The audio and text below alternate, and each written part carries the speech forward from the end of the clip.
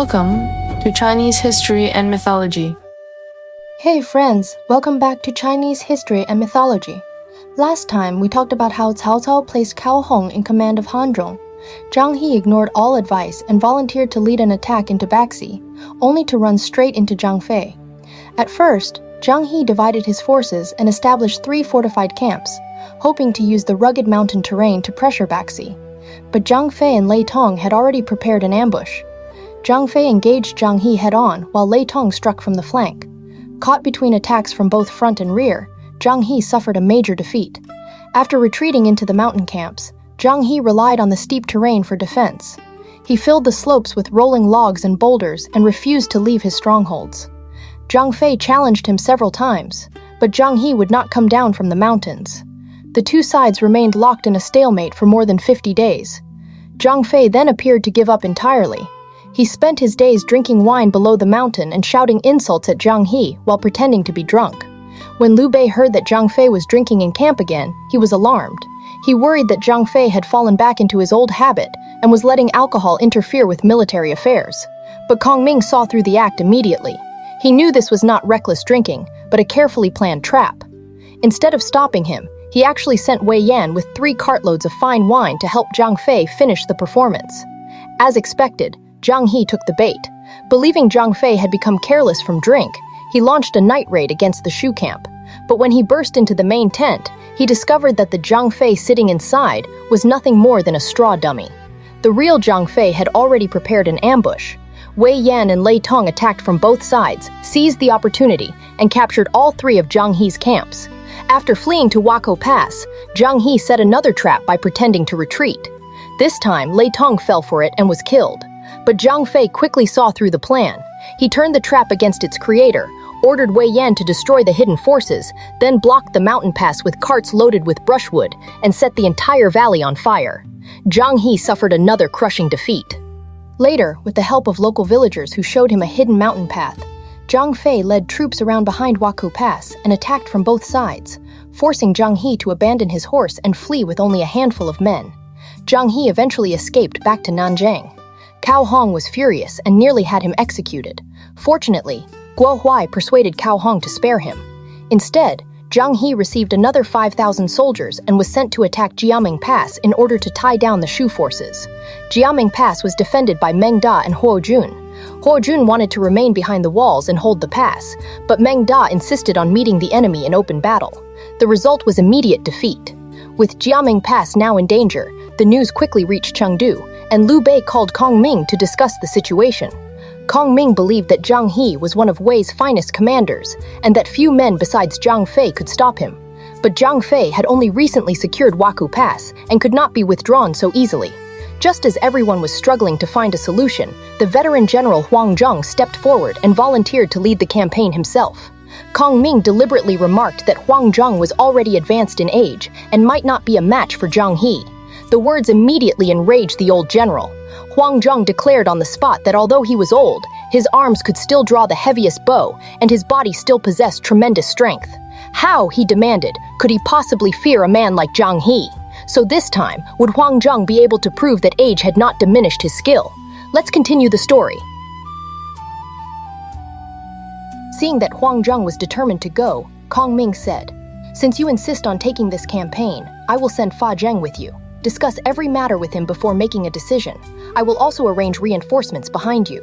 Huang Zhong agreed and set out with Fa Zheng and his troops. Afterward, Kongming said to Liu Bei, "If the old general had not been stirred by this challenge, he might not have achieved much even if he went. Now that he has committed himself, we must secretly support him." He summoned Zhao Yun and ordered him to take a hidden mountain route with a force of elite troops. If Huang Zhong won, Zhao Yun would remain concealed. If Huang Zhong got into trouble, he was to attack immediately and rescue him. Kongming also sent Lu Feng and Meng Da with 3,000 soldiers to occupy strategic mountain positions, planting many banners to create the illusion of a larger force and make the enemy uneasy. He sent instructions to Ma Chao at Xiabian and ordered Yan Yan to take over the defenses at Langzhong in Baxi, replacing Zhang Fei and Wei Yan so they could return and help with the campaign for Hanzhong. Meanwhile, Zhang He and Xiahou Shang went to see Xiahou Yuan and reported that Tiandang Mountain had already fallen and that Xiahou Dai and Han Hao had been killed. They also reported that Liu Bei himself was leading troops into Hanzhong. They urged Xiahou Yuan to request reinforcements from Cao Cao immediately. Xiahou Yuan sent word to Cao Hong, who rode through the night to Suchang and delivered the report. When Cao Cao heard the news, he was greatly alarmed and summoned his officials for discussion. Liu Yi said, "If Huang Zhong falls, the entire Central Plains will be shaken. Your Majesty must lead the campaign in person." Cao Cao sighed regretfully and said, "Had I known this would happen, I should have listened to you earlier." He immediately issued orders for a new campaign and prepared to march west to relieve Huang Zhong himself. In the 7th month of the 23rd year of Jian'an, Cao Cao divided his army into 3 columns. Xiahou Dun led the vanguard. Cao Cao commanded the main force, and Cao Xiu was in charge of the rear army. As the army passed through Tong Pass, Cao Cao arrived at Lantian and remembered his old friend, Kai Yong. He left the army with only a few hundred cavalry and rode to Kai Yong's former estate. Kai Yong's daughter, Kai Yan, came out to greet him. After entering the hall, Cao Cao noticed a scroll depicting the monument of Cao Yi hanging on the wall, and asked about it. Kai Yan explained that Cao Yi was a filial daughter of the Eastern Han, who had thrown herself into the river while searching for her father's body. Later, she floated back carrying her father's corpse, and the local people built a monument in her honor. Kai Yong had once visited the monument at night and left 8 mysterious characters on its back: yellow silk, young woman, grandson, mortar. Cao Cao asked whether Kai Yan understood the meaning. She said she did not. He then asked the others present, but no one could explain it. Yang Xiu, his chief secretary, said that he had already figured it out. However, Cao Cao told him not to explain and wanted to think it through himself. 3 miles after leaving Kai Yan's home, Cao Cao suddenly understood. He then asked Yang Xiu for his interpretation. Yang Xiu replied, "Yellow silk means colored silk, which forms the character for excellent. Young woman means a young girl, which forms the character for wonderful. Grandson means the child of a woman, which forms the character for good. Mortar is a tool used for grinding spices, which forms the character for words." Together, the phrase means excellent and wonderful writing. Cao Cao was astonished and said it matched exactly what he had concluded. Everyone present praised Yang Xiu's intelligence. Not long afterward, Cao Cao's army arrived at Nanzang. Cao Hong came out to welcome him and reported in detail how Zhang He had been defeated. Cao Cao said, "Victory and defeat are common in war. This is not Zhang He's fault alone." Cao Hong then reported that Liu Bei had sent Huang Zhong to attack Mount Dingjun, and that Xiahou Yuan had remained on the defensive ever since hearing that Cao Cao was coming. Cao Cao replied, "If he never leaves his position, it will only make him appear fearful." He sent an official bearing his command token to Mount Dingjun and ordered Xiahou Yuan to take the offensive. Liu Ye warned, "Xiahou Yuan is brave but impulsive. I fear he may fall into a trap." So Cao Cao personalized wrote a letter, reminding him that a commander must balance strength with caution and not rely only on courage. He wrote that the army was now stationed at Nanzang, and that he wished to see whether Xiahou Yuan could live up to the title of Miaokai and not disgrace it. After reading the letter, Xiahou Yuan was delighted. He said to Zhang He, "The king of Wei has personally come to Nanzheng to defeat Liu Bei. If we only sit here and defend, how can we earn merit?" Zhang He advised him, "Huang Zhong is both brave and clever, and Fa Zheng is there to guide him. The terrain around Mount Dingjun favors defense. We should not underestimate them." But Xiahou Yuan refused to listen. "You stay and guard the mountain," he said. "I will go out and fight." He then ordered Xiahou Sheng to lead 3,000 men out to lure the enemy, and instructed him to lose on purpose. Huang Zhong and Fa Zheng were camped at the entrance to Mount Dingjun. After many challenges, Xiahou Yuan still refused to fight. Huang Zhong wanted to attack, but was cautious because of the dangerous mountain terrain. Then a scout arrived and reported that the enemy had come down from the mountain to challenge them. As Huang Zhong prepared to move, the officer Chen Shi stepped forward and said, "General, allow me to go first." Huang Zhong agreed and sent him with 1,000 men. After only a few exchanges, Xiahou Shang pretended to retreat. Chen Shi gave chase. Halfway through the pursuit, rolling logs and boulders suddenly came crashing down from both sides of the mountain, blocking the road. Trapped with no way forward or back, Chen Shi was captured alive by Xiahou Yuan. Most of his soldiers surrendered. When Huang Zhong learned that Chen Shi had been captured, he immediately consulted Fa Zheng. Fa Zheng said, "Xiahou Yuan is impatient and brave, but he lacks caution. Move the camp forward little by little. Advance step by step and force him to come out and fight. Then we will find a way to capture him." This is called turning the guest into the host. Huang Zhong agreed. He rewarded the troops generously to raise morale. After that, he advanced a short distance each day, built a new camp, stayed there for several days, and then moved forward again. As expected, Xiahou Yuan became restless. Zhang He warned him that this was exactly the enemy's plan and that he should not engage. Xiahou Yuan ignored the warning and once again sent Xiahou Shang out to challenge them. This time, Huang Zhong personally rode out and captured Xiahou Shang alive in a single exchange. Xiahou Yuan had no choice but to request a prisoner exchange, offering Chen Shi in return.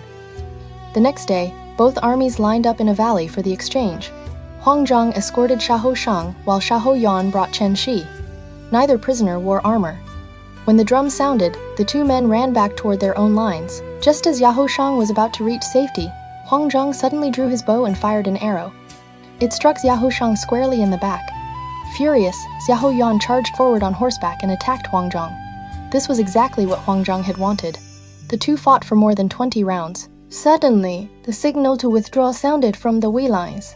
Xiahou Yuan had no choice but to retreat, and Huang Zhong used the opportunity to strike at the withdrawing enemy. Back in camp, Xiahou Yuan demanded to know why the withdrawal signal had been sounded.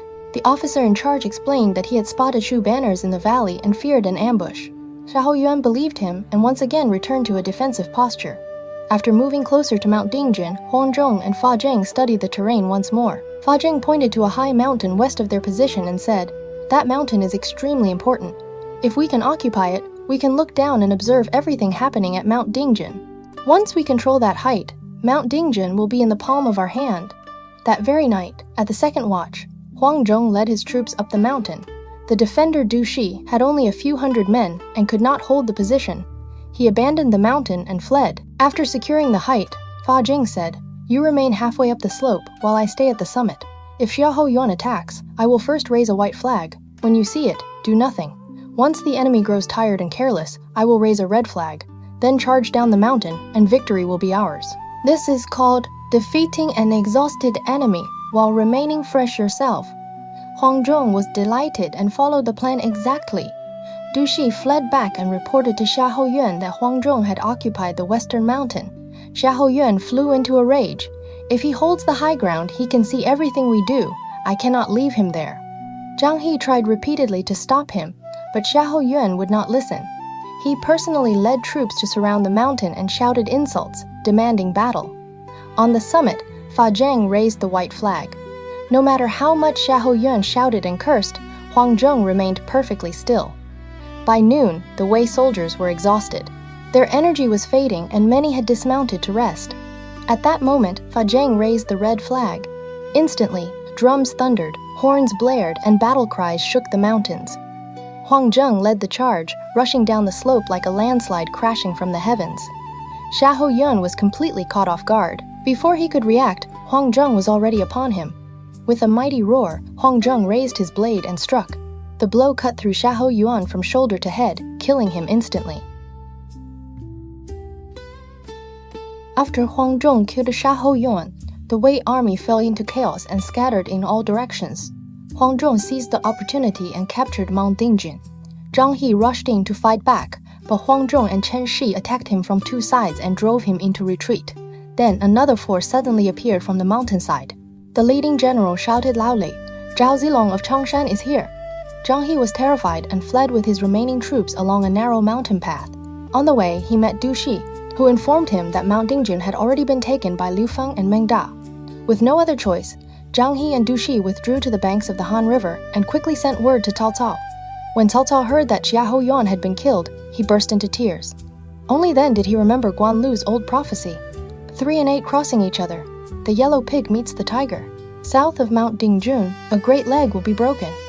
He finally understood that it referred to the 24th year of Jianan, the region south of Mount Dingjun, and the death of Xiahou Yuan. Cao Cao immediately ordered people to find Guan Lu, but he had already disappeared. Filled with hatred toward Huang Zhong, Cao Cao personally led a massive army to Mount Dingjun to avenge Xiahou Yuan and appointed Xu Huang as the vanguard. Upon reaching the Han River, Zhang He and Du Xi came to meet him and reported that Mount Dingjun had been lost. They advised that the most urgent task was to move the grain supplies from Mount Mekong to the northern bank of the Han River before continuing the campaign. Cao Cao agrees. Huang Zhong carried Xiahou Yuan's head back to Jiameng Pass and presented it as a trophy. Liu Bei was overjoyed. He promoted Huang Zhong to general who conquers the west and held a banquet in celebration. During the feast, an officer named Zhang Zhu arrived with urgent news. He He reported that Cao Cao had personally led 200,000 troops to avenge Zhao Yun, and that Zhang He was transporting grain supplies from Mount Mekong. Kongming said, "Now that Cao Cao's army has arrived, supplies must be crucial to them. If we can send a capable general deep into enemy territory to burn their grain and seize their baggage train, it will greatly weaken their morale." Huang Zhong immediately volunteered. Kongming warned him, "Cao Cao is not Zhao Yun, do not underestimate him." Liu Bei then challenged Huang Zhong by saying, "Zhao Yun was merely a brave fighter. How can he compare to Zhang He? If you can kill Zhang He, it would be worth 10 times more than killing Zhao Yun." Hearing this, Huang Zhong's blood began to boil. He replied, "Then I must go. I will bring back Zhang He's head." Kongming therefore ordered Huang Zhong and Zhao Yun to work together and see who could achieve merit first. As Huang Zhong and Zhao Yun set out, Zhao Yun asked, "Cao Cao's 200,000 troops are spread across 10 camps. Penetrating deep into enemy territory to seize grain is no small matter. What is your plan?" Huang Zhong replied, "Just watch me go first." Zhao Yun said, "Why not let me go first instead?" Huang Zhong answered that, as commander, he could not allow a subordinate to take the lead. Zhao Yun then suggested drawing lots to decide. Whoever drew the winning lot would go first. Huang Zhong won. Zhao Yun said, "Since you are going first, let us make an agreement. Noon will be the deadline. If you return by then, I will remain in camp. If you have not returned by noon, I will lead troops to rescue you." Huang Zhong agreed. After returning to camp, Zhao Yun instructed Zhang Yi, "Huang Zhong will attack the enemy grain depot tomorrow. If he has not returned by noon, I will go to save him. The Han River lies directly before our camp, and the terrain is dangerous. Once I leave, you must guard the camp carefully and take no unnecessary action."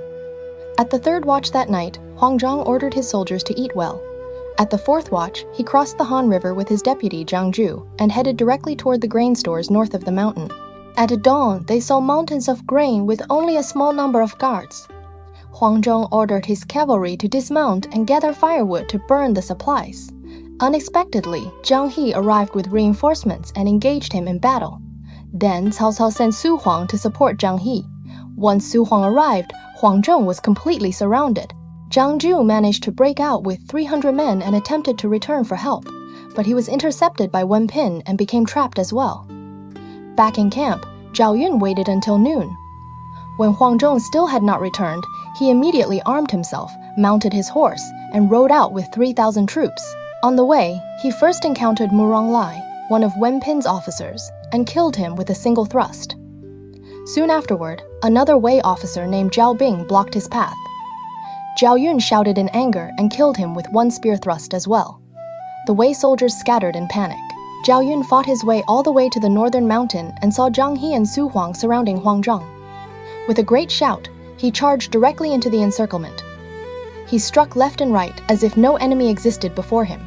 Seeing Zhao Yun's spear flashing like falling snow and pear blossoms in the wind, Zhang He and Su Huang were filled with fear and dared not face him directly.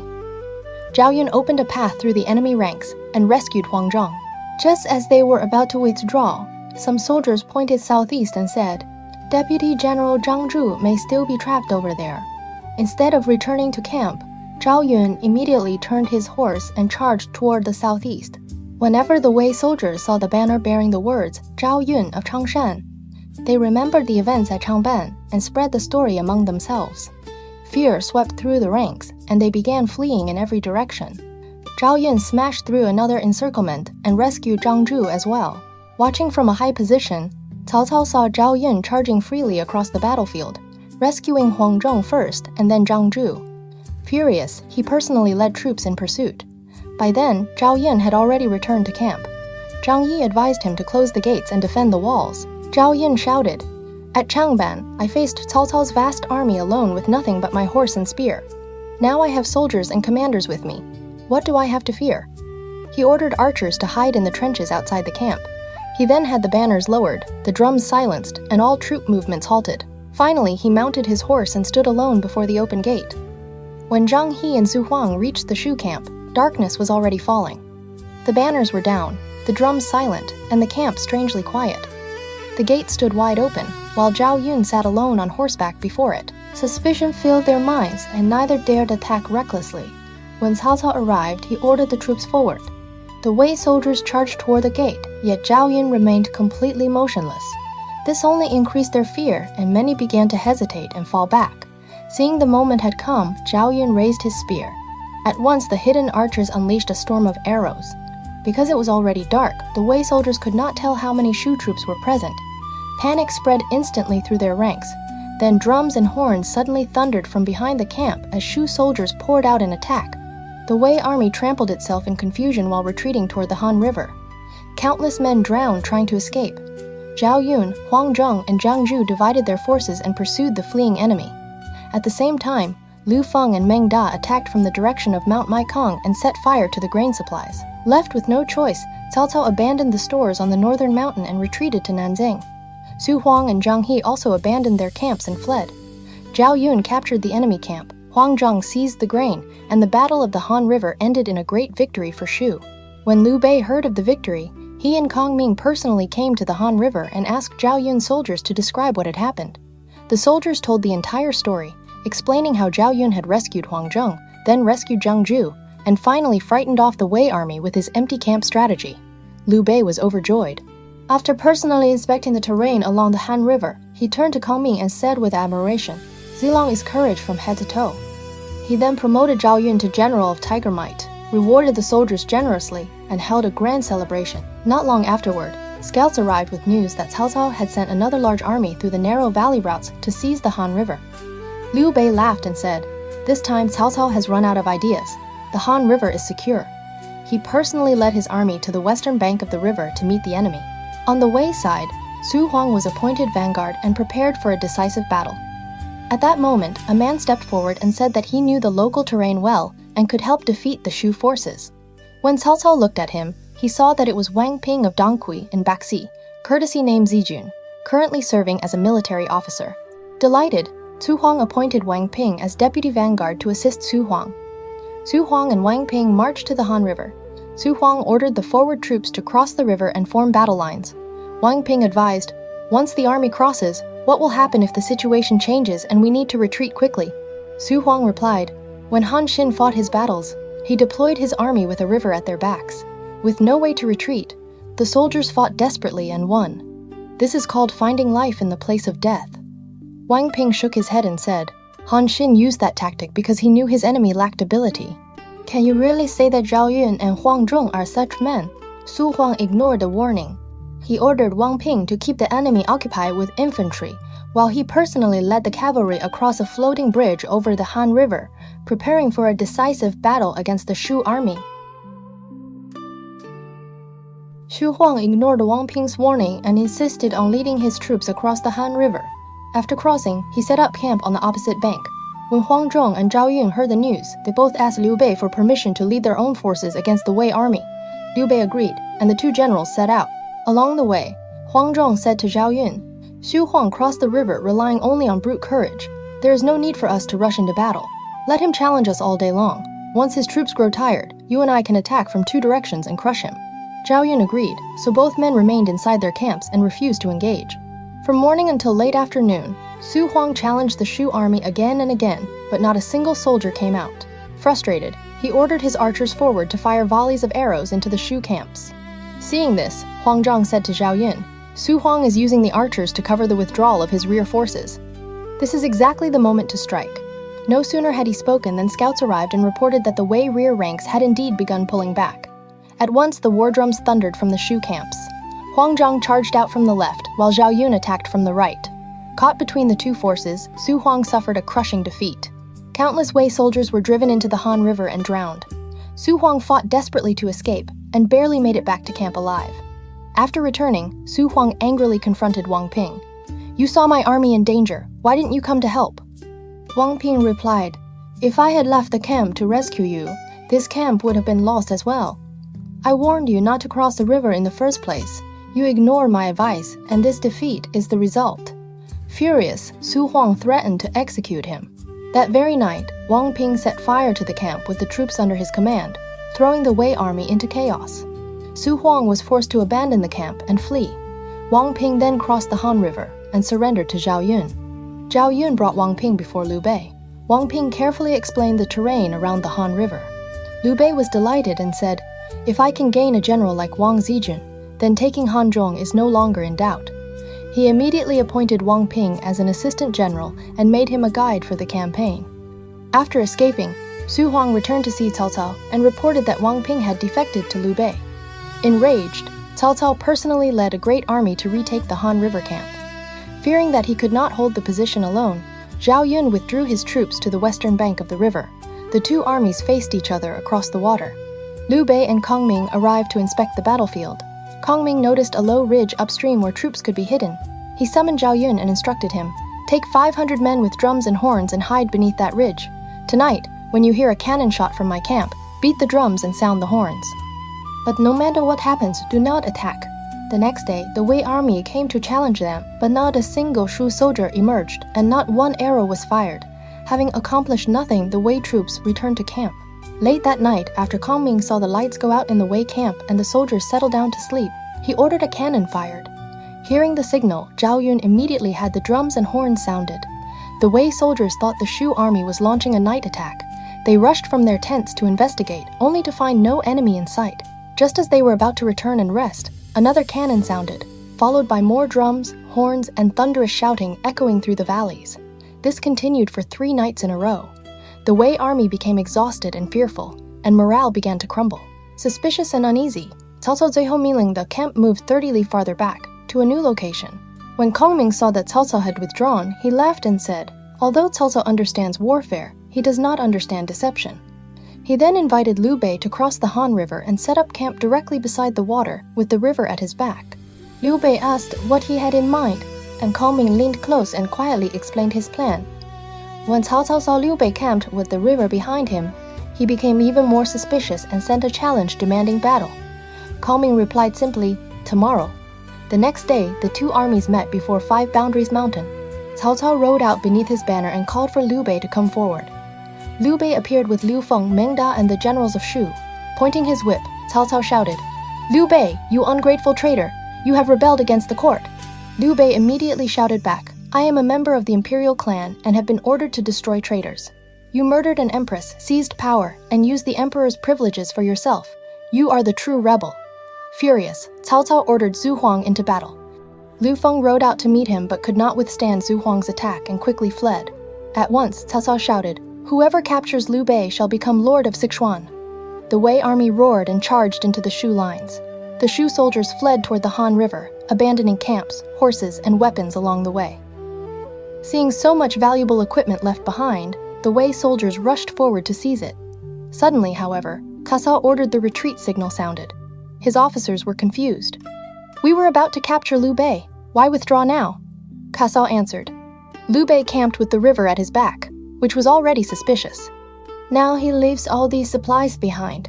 This is clearly a trap. We must not be tempted by loot. Withdraw immediately." The moment the Wei army turned around, Kongming raised his signal flag. Liu Bei charged out from the center, Huang Zhong attacked from the left, and Zhao Yun struck from the right. The Wei army collapsed in defeat. Kongming pressed the pursuit throughout the night. Cao Cao ordered a retreat toward Nanzang, but soon saw fires blazing in 5 different directions. Unknown to him, Zhang Fei and Wei Yan had already left Yanyan to guard Langzhong and divided their forces to strike ahead, capturing Nanzang before he could return. Shocked, Cao Cao had no choice but to retreat toward Yangping Pass.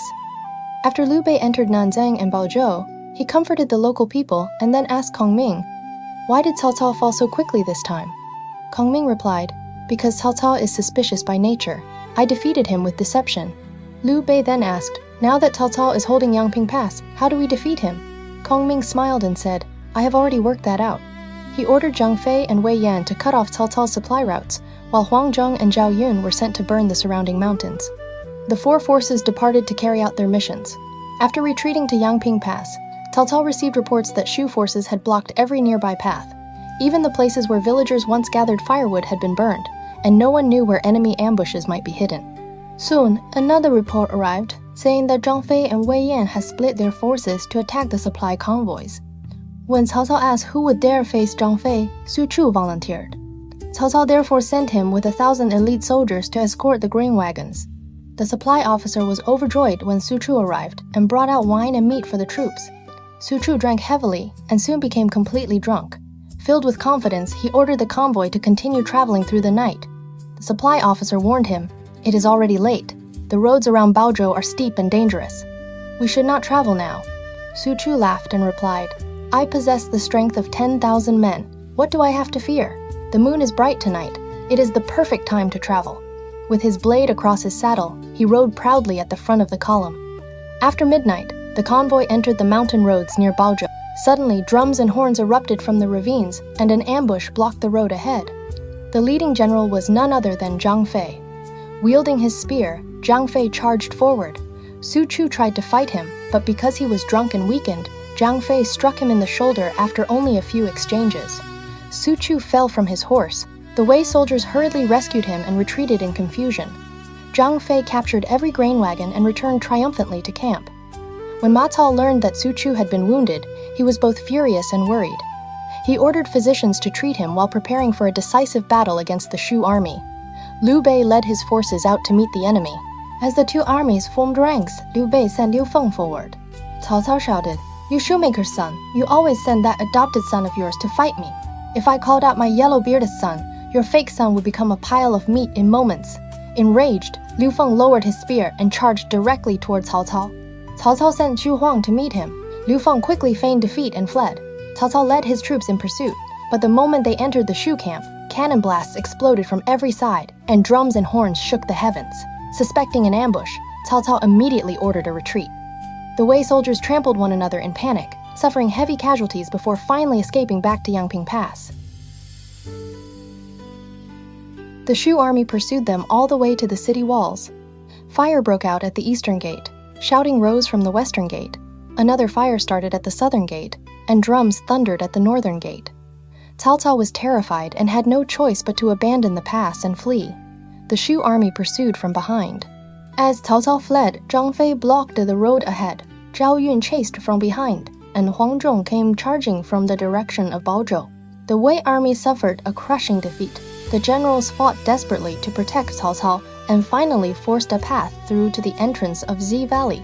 Just as they were moving forward, dust suddenly rose ahead, and another army came charging toward them. Cao Cao cried out in alarm, "If this is an ambush, my life is over." But when the troops came closer, the leading general turned out to be Cao Cao's second son, Cao Zhang. Cao Zhang, Cory named Ziwen, had been skilled in riding and archery since childhood. He possessed great physical strength and could wrestle wild beasts with his bare hands. Cao Cao once scolded him, saying, "You refuse to study properly and only care about weapons and fighting. That is nothing more than the courage of an ordinary brute." Cao Zhang replied, "A real man should learn from Wei Qing and Huo Kubing, command 100,000 troops across the desert, and win glory under heaven. How can he be satisfied with merely becoming a scholar?" Cao Cao had also once asked his sons about their ambitions. Cao Zhang said that he wanted to become a general, and that a general should wear armor, carry weapons, never retreat in battle, and make rewards and punishments clear. Later, when the Wu Huan of Dai Commandery rebelled, Cao Cao sent Cao Zhang with 50,000 troops to suppress them. Cao Zhang fought all the way to the Sangun River and pacified the north. Now, hearing that Cao Cao had suffered defeat at Yangping, he had come to help. When Cao Cao saw Cao Zhang arrive, he was delighted and said, "My yellow-bearded son has come. Now there is hope of defeating Liu Bei." He then reorganized his troops and set up camp at the entrance of Zi Valley. When Liu Bei learned that Cao Zhang had arrived, he asked who dared go out to face him. Liu Feng and Meng Da both volunteered. Liu Bei ordered each of them to lead 5,000 troops. Liu Feng went first, with Meng Da following behind. Cao Zhang rode out to fight Liu Feng, and in less than 3 exchanges, Liu Feng was defeated and retreated. Meng Da was about to move forward when chaos suddenly broke out in the rear of the Wei army. It turned out that Ma Chao and Wu Lan had arrived with 2 separate forces. The Wei army was caught off guard, and Meng Da seized the chance to attack from another side. Ma Chao's troops had long been waiting for this moment, and their momentum was like a rainbow across the sky. The Wei army was badly defeated. Cao Zhang happened to encounter Wu Lan, and after only a few exchanges, he stabbed Wu Lan from his horse with a halberd. After the confused fighting, Cao Cao withdrew his troops and returned to camp at the entrance of Zi Valley. After this, Cao Cao remained stationed there for a long time without moving. If he advanced, he feared Ma Chao's defenses were too strong. If he withdrew, he feared being mocked by the Shu army. For a time, he could neither advance nor retreat. One day, the cook served him chicken soup, and inside the bowl were chicken ribs. When Cao Cao saw the ribs, they touched exactly what was on his mind. Shahou entered the tent to ask for the night password. Cao Cao, chicken ribs, chicken ribs. Shahou then passed the order through the army, making chicken ribs the password for the night. When the military secretary Yang Shu heard the password, he He immediately ordered his attendants to pack their belongings and prepare to withdraw. Someone reported this to Xiahou Dun. Xiahou Dun asked Yang Shu why he was packing. Yang Shu said, "Once I heard tonight's password, I knew the King of Wei intended to withdraw. Chicken ribs have little meat if you eat them, but it still feels wasteful to throw them away. Huang Zhong is just like that now. If we attack, victory is difficult. If we retreat, people may laugh at us. Keeping it brings no real benefit, just like chicken ribs. The King of Wei will certainly return soon. I am only preparing ahead of time." Xiahou Dun sighed that Yang Shu understood Cao Cao's thoughts so well, and he too began to pack. The other generals in the army followed his example, and everyone prepared to return. That night, Cao Cao was restless and unable to sleep. He carried a steel axe and inspected the camp. Suddenly, he saw that the soldiers in Xiahou Dun's camp were all packing their belongings. Cao Cao was shocked and summoned Xiahou Dun to ask what was happening. Xiahou Dun said that Yang Shu had understood that their lord wanted to withdraw. Cao Cao then called Yang Shu in for questioning. Yang Shu explained the meaning of chicken ribs. Cao Cao flew into a rage and said, "How dare you speak wildly and disturb the morale of the army?" He immediately ordered the executioners to take Yang Shu out and behead him, then hang his head at the camp gate. In truth, Cao Cao did not kill Yang Shu only because of the chicken ribs incident. Yang Shu was proud of his talent and had guessed Cao Cao's thoughts many times, which had long offended Cao Cao's deepest taboos. Once, when Cao Cao was building a garden, he wrote only the character alive on the gate and then left. No one understood what he meant. Yang Shu said, "A gate with alive inside it forms the character for wide. The Prime Minister thinks the gate is too wide." After the gate was rebuilt, Cao Cao was indeed satisfied, but from then on he became wary of Yang Shu. Another time, a box of pastries was sent from the northern frontier. Cao Cao wrote 1 box of pastries on the box. Yang Shu then divided the pastries among everyone, saying that the words could also mean 1 mouthful of pastry for each person. Although Cao Cao laughed, in his heart he disliked Yang Shu even more. Cao Cao had also once claimed that he killed people in his dreams and told his attendants not to come near him. One day, while he was sleeping in the daytime, his blanket fell off.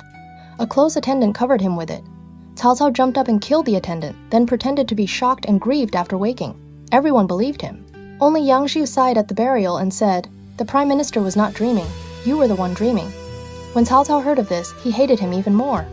Later, when Cao Cao was hesitating between Cao Pi and Cao Zhi as heir, Cao Zhi was close to Yang Shu. Yang Shu often advised Cao Zhi and even prepared answers for him, so that whenever Cao Cao questioned him, Cao Zhi could respond fluently. Cao Pi secretly found a way to expose this. After Cao Cao learned of it, he believed Yang Shu was interfering in the succession and became even more determined to kill him. Now, using the charge of disturbing the morale of the army, he finally had Yang Shu executed. Yang Shu was only 34 years old when he died. After killing Yang Shu, Cao Cao still pretended to be furious and even wanted to execute Xiahou Dun as well. Only after the generals pleaded hard did he give up. Cao Cao drove Xiahou Dun out of his tent and ordered the army to march the next day. The following day, the Wei army set out from the boundary of Xi Valley. Suddenly, a force appeared ahead. The leading general was Wei Yan. Cao Cao tried to persuade him to surrender, but Wei Yan cursed him fiercely. Cao Cao ordered Pang De to fight. Just as the two generals were exchanging blows, fire suddenly broke out in the Wei camp. Someone reported that Ma Chao had taken advantage of the chaos and raided the middle and rear camps. Cao Cao Dr. AWS his sword and shouts, "Any general who retreats will be executed at once." The generals had no choice but to fight forward with all their strength. Seeing this, Wei Yan pretended to retreat. Cao Cao turned back, wanting to move troops against Ma Chao, and rode up a slope to observe the fighting on both sides. Unexpectedly, a force suddenly charged out from the side. The leader shouted, "Wei Yan is here." Wei Yan drew his bow and shot an arrow, striking Cao Cao. Cao Cao fell from his horse on the spot. Wei Yan threw down his bow, drew his blade, and urged his horse forward, trying to kill Cao Cao. At that critical moment, a fierce general charged in from the side and shouted, "Do not harm my lord." It was Pang De. Pang De fought desperately to block Wei Yan, rescued Cao Cao, and protected him as he withdrew. By then, Ma Chao had also withdrawn. Cao Cao returned to camp wounded, and only then learned that the arrow had struck his philtrum and knocked out 2 of his teeth. He quickly ordered the doctors to treat him. Thinking back on what Yang Shu had said before, he ordered Yang Shu's body to be brought back and buried with honor. He then decided to withdraw the army and ordered Pang De to guard the rear. Cao Cao himself lay in a felt-covered carriage, escorted by the Tiger Guard. As the army was moving, fire suddenly rose on both sides of Z Valley, and ambush troops came charging out.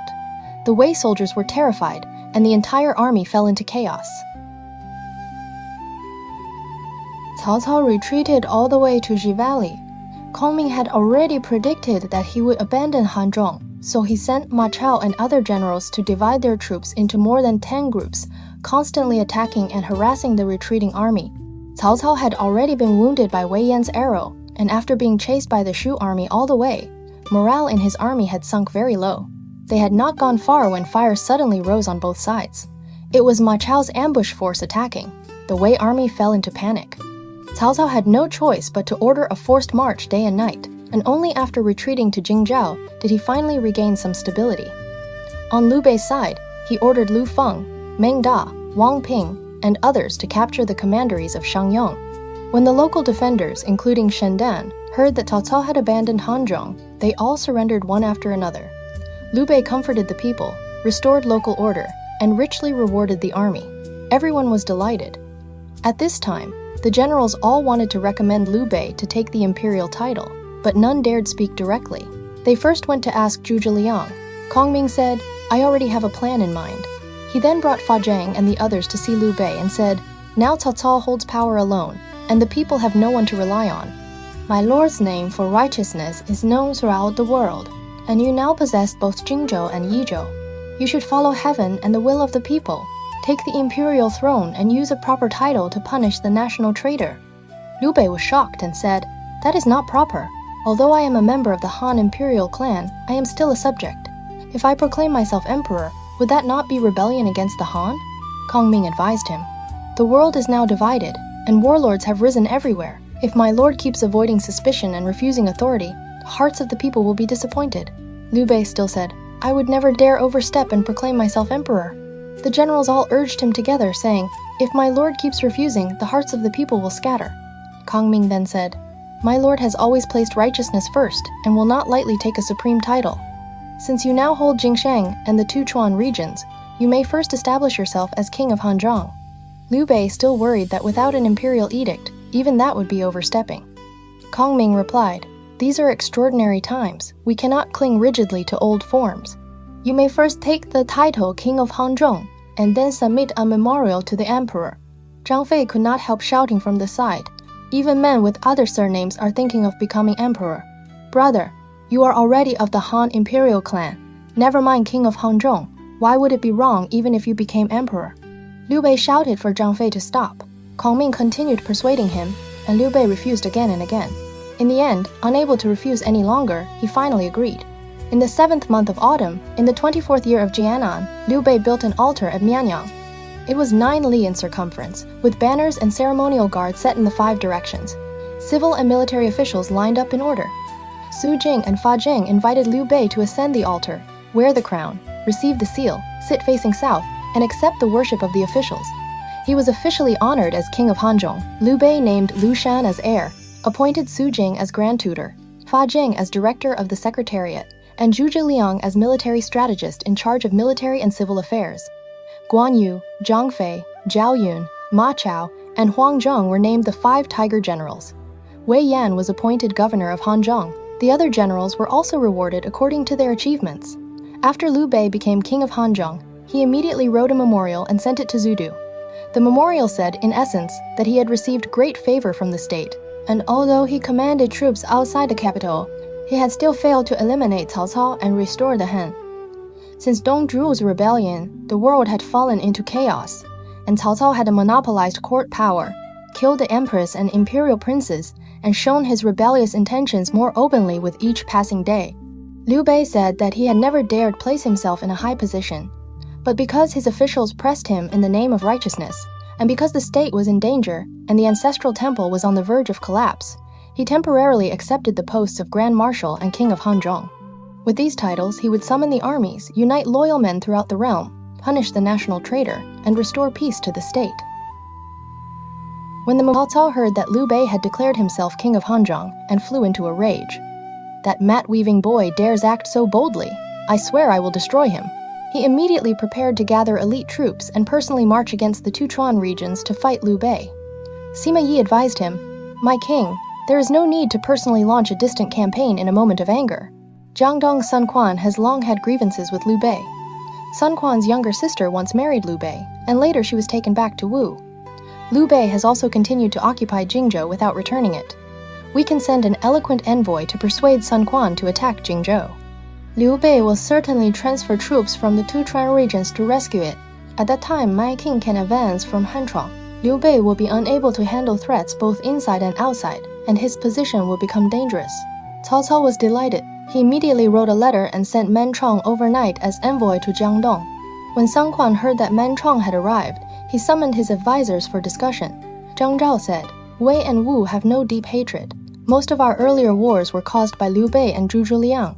Now that Man Chong has come, he must be seeking peace. We may receive him politely." Sun Quan accepted this advice and ordered Man Chong to be welcomed into the city. Man Chong presented Cao Cao's letter and said, "Wei and Wu have no true grudge. Liu Bei is the one who stirred up these conflicts. The king of Wei wishes to join forces with you against Liu Bei. Wu will attack Jingzhou, and the king of Wei will advance from Hanchuan. After Liu Bei is defeated, both sides will divide the territory and not violate each other." After reading the letter, Sun Quan held a banquet for Man Chong, then discussed the matter with his advisors. Gu Yong thought the letter made sense. He suggested that they reply and make an agreement with Cao Cao, while secretly investigating Guan Yu's movements. Zhu Zhendin said, "Guan Yu has a daughter who has not yet been married. I am willing to go to Jingzhou on behalf of my lord's heir and ask for a marriage alliance. If Guan Yu agrees, our two families can become allies and resist Cao Cao together. If he refuses, then we can assist Cao Cao in taking Jingzhou." Sun Quan thought this was a workable plan, so he sent Man Chong back to Dudu and sent Zhu Zhijin to Jingzhou. Zhu Zhijin arrived in Jingzhou and paid a visit to Guan Yu. He explained his purpose. "My lord has a son. Hearing that the general has a daughter, he wishes to form a bond between the two families so that we may resist Cao Cao together." When Guan Yu heard this, he flew into a rage. "How could my tiger daughter ever marry a dog son? If not for your brother Zhu Zhiliang's sake, I would cut off your head right now." He then ordered his men to drive Zhu Zhijin out. Zhu Zhijin returned to Wu in humiliation and reported everything exactly as it had happened. Sun Quan was furious and immediately summoned his civil and military officials to discuss taking Jingzhou. Buji advised, "Cao Cao wants Wu to attack Jingzhou because he is trying to shift the blame onto us. Now Cao Ren is stationed at Sangyang and Fancheng, and from land he can directly threaten Jingzhou. Why not let Cao Ren move first? Why should my lord be the first to send troops? We should send word back to Cao Cao and tell him to order Cao Ren to attack Jingzhou by land first. If Guan Yu sends troops to stop him, my lord can then secretly send a general to seize Jingzhou. In that way, success is certain." Sun Quan accepted the plan and immediately sent an envoy across the river with a letter to Cao Cao. Cao Cao was delighted. He sent Man Chong to Fancheng to assist Cao Ren, while also issuing orders to coordinate with Wu's naval forces so they could seize Jingzhou together. On Liu Bei's side, he ordered Wei Yan to command the troops and guard Dongchuan, while he returned to Chengdu with the officials. He ordered the construction of palaces and government offices, built new towers, pavilions, and relay stations from Chengdu to Baishui, stored grain and fodder, and made weapons, preparing for a future northern campaign to restore the Central Plains. Before long, scouts discovered that Cao Cao had joined with Eastern Wu and was preparing to seize Jingzhou. The news was rushed to Shu. Liu Bei asked Kongming for advice. Kongming said, "I already expected Cao Cao to use this plan, but Eastern Wu has many advisors, and they will surely make Cao Ren move first. My lord should send an edict to Guan Yu, ordering him to launch the first attack against Fancheng. This will shake the Wei army and throw the enemy's plans into confusion." Liu Bei was delighted and sent the forward military officer Fei Shi with the edict to Jingzhou. Guan Yu went out of the city to welcome Fei Shi. After they entered the government office, Guan Yu asked, "What rank and title has the king of Hanzhong granted me?" Fei Shi replied, "You have been named the foremost of the 5 tiger generals." Guan Yu then asked, "Who are the 5 tiger generals?" Fei Shi said, "Guan Yu, Zhang Fei, Zhao Yun, Ma Chao, and Huang Zhong." Hearing this, Guan Yu flew into a rage. "Yi Di is my brother. Meng Ke comes from a noble family. Zilong has followed my elder brother for many years and can also be counted as one of our own. I can accept being ranked with them. But what is Huang Zhong? How dare he be placed beside me? How can a real man stand in the same rank as an old soldier?" He then refused to accept the seal. Fei Shi smiled and said, "General, you are mistaken. In the past, Han Xin had once surrendered from Chu, yet later his rank stood above Zhao He and Cao Ten. But Zhao He and Cao Ten did not resent him because of it. Now the king of Hanzhong has named 5 tiger generals. but you and the king of Hanzhong share the bond of brothers. In a sense, you are the king of Hanzhong, and the king of Hanzhong is you. How can you compare yourself with others over rank and title? You have received deep favor from the king of Hanzhong. You should share hardship and honor with him, not let titles delay great affairs. Guan Yu came to his senses after hearing this and bowed in thanks. I failed to understand the larger matter. Thanks to your guidance, I nearly caused great harm. He then accepted the seal and ribbon. Fei Shi delivered the royal command, ordering Guan Yu to lead troops and capture Fancheng. Guan Yu immediately appointed Fu Shiren and Mi Fang as vanguard commanders and ordered them to take troops first and set up camp outside Jingzhou city. He himself held a banquet inside the city to entertain Fei Shi. They drank until the second watch of the night, when someone suddenly reported that the military camp outside the city was on fire. Guan Yu hurriedly put on his armor and rushed out. He saw that after drinking, Fu Shiren and Mi Fang had become careless. Sparks in the tent had ignited the fire weapons, and the flame spread through the camp. The entire army was thrown into alarm. Weapons and grain were burned, and many soldiers were killed or wounded. Guan Yu was furious.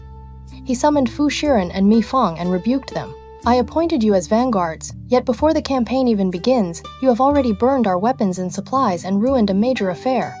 What use are you to me? He immediately ordered them taken out and beheaded. Fei Shi advised him, executing generals before the army has even set out may damage morale. It would be better to spare them for now. Guan Yu's anger had not yet faded, so he ordered the warriors to give each man 40 lashes, took away their vanguard seals, and punished Mi Fang by sending him to guard Nan Commandery and Fu Shiren to guard Gong'an. He warned them, when I return victorious, if anything goes wrong, you will be punished for both crimes together. The two men left in shame. Guan Yu then appointed Liao Hua as vanguard and Guan Ping as deputy commander, with Ma Liang and Yi Ji serving as advisors. Together, they set out on campaign. Fei Shi took leave of Guan Yu and brought Hu Ban back to Shu to report. Before setting out, Guan Yu performed sacrifice before the commander's banner and then took a short rest in his tent. In his dream, he saw a black pig as large as a water buffalo charge into the tent and bite his left foot. Guan Yu drew his sword and struck at it. When he woke with a start, he felt a faint pain in his left foot and became uneasy. Guan Ping advised him, a pig also carries the image of the dragon. Dreaming that a pig bites your foot means a dragon has attached itself to your feet. It is a sign of rising power. There is no need to worry. The others also said it was a good omen. Guan Yu sighed and said, I am a grown man, nearly 60 years old. Even if I died today, what regret would I have? Just as he finished speaking, an envoy arrived from Shu, carrying the command of the king of Hanzhong. Guan Yu was appointed general of the front, granted the imperial staff and acts of authority, and given overall command of the 9 commanderies of Jingxiang. The officials all offered congratulations and said it matched the good omen in the dream. Guan Yu no longer worried and led his army toward Xiangyang. When Cao Ren received the report in Xiangyang, he learned that Guan Yu's army was approaching and first wanted to shut the gates and defend the city. His deputy general Zhao Yun said, the king of Wei has ordered us to work with Eastern Wu to take Jingzhou. Now Guan Yu has come to us on his own. This is the perfect chance for victory. Why avoid battle?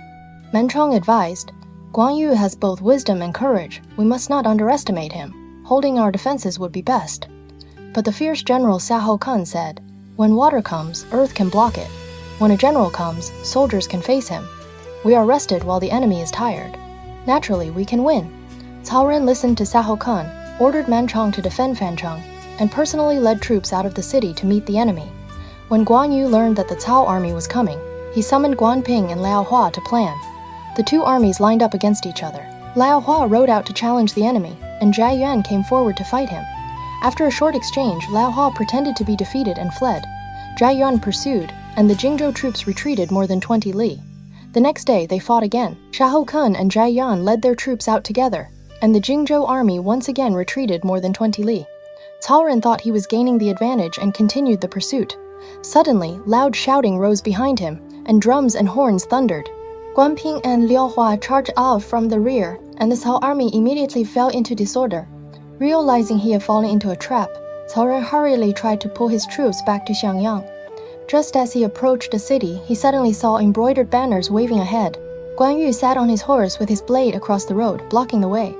Cao Ren was terrified and did not dare fight. He escaped by taking a small side road. Guan Yu did not pursue him.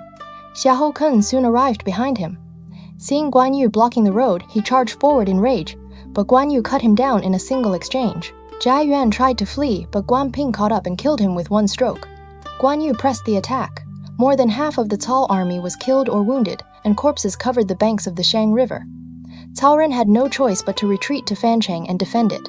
Guan Yu then took Shangyang, rewarded the troops, and comforted the people. Wang Fu, the army's military officer, advised him, "General, with one battle you have captured Shangyang and shaken the Cao army. But Lu Meng is stationed at Lukou, and Eastern Wu has always wanted to swallow Jingzhou. If they launch a surprise attack, how should we respond?" Guan Yu said. "I have already made arrangements. Along the river, 20 or 30 li upstream and downstream, build beacon towers on high ground. Place 50 soldiers at each tower. If the Wu army crosses the river, light fires at night and raise smoke by day as a warning. I will then turn the army back to meet them." Wang Fu then said, "Mi Fang and Fu Shiren are guarding Nan Commandery and Gong'an. I fear they may not serve wholeheartedly. It would be best to appoint someone else to oversee Jingzhou's defenses." Guan Yu said, "I have already placed Administrative Officer Pan Zheng in charge." "What is there to worry about?" Wang Fu advised. "Pan Zheng is suspicious by nature and greedy for profit. He is not suited for such an important responsibility. It would be better to let the grain officer Zhao Lei oversee it. He is loyal, honest, and reliable." Guan Yu shook his head and said, "I know Pan Zheng. Since the arrangement has already been made, there is no need to change it. Zhao Lei is responsible for the army's grain and supplies, and that is also an important duty. You just make sure the beacon towers are built properly." Although Wang Fu was still uneasy, he could only accept the order and leave. Guan Yu then ordered Guan Ping to prepare boats, cross the Shang River, and attack Fancheng. After retreating to Fancheng, Karin said regretfully to Man Chong, "If I had known this would happen, I should have listened to your advice. Now our army is defeated, our generals are dead, and we have lost Changyang. What should we do?" Man Chong said, "Guan Yu is a tiger-like general, and he also has strategy. We can only defend. We must not go out to fight." Just then, scouts reported, "Guan Yu has already crossed the river and is now approaching Fancheng." Man Chong still urged them to hold firm, but the officer Lu Cheng spoke passionately and said, "Give me a few thousand men. I am willing to meet him at the Xiang River. The art of war says that an enemy should be attacked while half his troops are still crossing. If we wait until Guan Yu reaches the city walls, it will be too late." Cao Ren was persuaded and gave him 2,000 soldiers to leave the city. Liu Chang arrived at the river mouth and saw Guan Yu riding forward with his blade across his saddle. Liu Chang was just about to engage, but the Cao soldiers behind him saw Guan Yu's overwhelming presence and fled without fighting. Liu Chang could not stop them. Guan Yu seized the chance and charged. The Cao army was badly defeated. More than half the cavalry and infantry were killed or wounded, and the survivors fled back to Fancheng. Seeing the danger, Cao Ren urgently sent messengers day and night to Chang'an to ask Cao Cao for reinforcements. The letter said, "Guan Yu has already captured Xiangyang and is now surrounding Fancheng. The situation is extremely urgent. Please send a great general to rescue us at once." After Cao Cao read the request for aid, his eyes swept across the ranks of officials and generals. He pointed to one commander and said, "You will go and lift the siege of Fancheng." The man stepped forward at once. Everyone looked and saw that it was Yu Jin. Yu Jin said, "I am willing to lead the army there, but I ask my king to send another general as vanguard to go with me." Cao Cao looked around at the generals and asked, "Who is willing to serve as vanguard?" At once, one man stood up sharply and said, "I am willing to serve like a loyal hound and horse. Capture Guan Yu alive and present him before your command." When Cao Cao saw him, he was overjoyed. Cao Cao decided to send Yu Jin to rescue Fancheng, so he asked the generals, "Who dares serve as vanguard?" No sooner had he spoken than one man stepped forward and said, "I am willing to go." Cao Cao looked and saw that it was Peng Di. He was delighted and said, "Guan Yu's name shakes the world, and until now, he has never truly met his match. Now that he will face you, Peng Lingming, this can be called an equal contest." So Cao Cao appointed Yu Jin as general who campaigned south, and Peng Di as chief vanguard of the western expedition. They were to lead 7 armies of elite troops to Fancheng. These 7 armies were all strong soldiers from the north. In the army were 2 officers named Dong Heng and Dong Chao. When the 2 came to see Yu Jin, Dong Heng said, "General, you are leading 7 armies to lift the siege of Fancheng, so of course you aim for victory. But using Peng Di as vanguard may cause trouble." Yu Jin was startled and asked why he said this. Dong Heng replied, "Peng Di was originally one of Ma Chao's older generals. He was forced to surrender to Wei. Now Ma Chao is in Western Shu and holds the rank of one of the 5 tiger generals. Pang De's elder brother Pang Ru also serves as an official in Western Sichuan. Now you are sending Pang De to fight Liu Bei's troops. Is that not like pouring oil onto a fire while trying to put it out? General, you should quickly report this to the King of Wei and choose another vanguard. After Yu Zhen heard this, he became uneasy. That very night, he went to report it to Cao Cao. Cao Cao also felt there was reason in it and immediately summoned Pang De to court, ordering him to hand over the vanguard seal. Pang De was shocked and said, "I am about to serve my king with all my strength. Why am I suddenly no longer being used?" Cao Cao said, "It is not that I doubt you. But Ma Chao is in Western Sichuan, and your elder brother Pang Ru is also in Western Sichuan. Even if I trust you, others will inevitably talk." When Pang De heard this, he immediately removed his cap and kowtowed until his face was covered in blood. He said, "Since I surrendered to my king in Huang Zhong, I have been deeply grateful. Even if my body were smashed to pieces, I could never repay even a small part of your kindness. How can my king doubt me? My elder brother Pang Ru and I have already cut off our brotherly bond. My former lord Ma Chao now serves a different master from me, and all old ties of loyalty and friendship are ended. Now I know only that I must serve the King of Wei. I have no second thoughts. I beg my king to see clearly." Only then did Cao Cao help Pang De to his feet and comfort him. "I already know your loyalty. What happened just now was only to calm the doubts of the others. Go and win merit. If you do not betray me, I will never betray you." After thanking him and returning home, Pang De immediately ordered craftsmen to build a wooden coffin. The next day, he invited his relatives and friends to a banquet and placed the coffin in the hall. When everyone saw it, they were shocked and asked, "General, you are going on campaign. Why place such an unlucky thing here?" Pang De raised his cup and said, "I have received great kindness from the King of Wei. This time, when I go to Fancheng, I swear to fight Guan Yu to the death. If I cannot kill him, then I will surely die by his hand. Even if I survive by luck, I should still cut my own throat to answer for my failure. So I have prepared this coffin first, so that all of you will know I will never return empty-handed." Then Pang De called out his wife, Lady Li, and his son Pang Hui. He said to his wife, "This campaign is a fight to the death. If I die in battle, you must raise our son well. He was born with an extraordinary spirit, and one day he will surely avenge me." His wife and son held each other and wept bitterly as they saw him off. Pang De also ordered his men to carry the wooden coffin with the army. He said, "If I die in battle, place me inside this coffin. If I kill Guan Yu, then put Guan Yu's head inside it and present it to the King of Wei." His 500 personal soldiers answered in one voice, all willing to follow him into a death battle. Someone reported this to Cao Cao. Cao Cao was overjoyed and said, "Pang De is loyal and brave to this extent. What reason do I have to doubt him?" But Jia Su said, "Pang De is relying only on hot-blooded courage and wants to fight Guan Yu to the death. I am somewhat worried." Cao Cao also felt this made sense, so he sent orders to Pang De. "Guan Yu has both wisdom and courage and must never be underestimated. If there is a chance to win, then fight. If there is no chance, then defend carefully." After receiving the order, Pang De said to the generals, "The King of Wei values Guan Yu too highly. This time, I will make Guan Yu's 30 years of fame collapse in a single day." Yu Jin also advised him not to underestimate the enemy, but Pang De was full of fighting spirit and urged the army toward Fancheng. Meanwhile, Guan Yu was in his camp when a scout suddenly reported, "Cao Cao has sent Yu Jin with 7 armies to rescue Fancheng. The vanguard is Pang De. Pang De's army is carrying a coffin, and he has sworn to fight your lordship to the death. They are now less than 30 li from the city." When Guan Yu heard this, he was furious, his beautiful beard flowing as he said, "All heroes under heaven hear my name and fear me. This child Pang De dares look down on me like this. Guan Ping, you go attack Fancheng. I will personally go and cut down this brute." Guan Ping advised him, "Father, your status is like Mount Tai. Why compete with a stubborn stone? Please let me test him first." Guan Yu nodded and ordered Guan Ping to fight first. The two armies faced each other. Pang De wore a blue robe and silver armor, rode a white horse, and carried a steel blade. Behind him, his men carried the wooden coffin. Guan Ping cursed him, "You traitor who betrayed his lord." Pang De asked the men beside him, "Who is this?" They answered, "This is Guan Yu's adopted son, Guan Ping." Pang De shouted, "I have come by order of the King of Wei to take your father's head. You are only a child. I will not kill you. Hurry and tell your father to come out and die." Guan Ping was furious.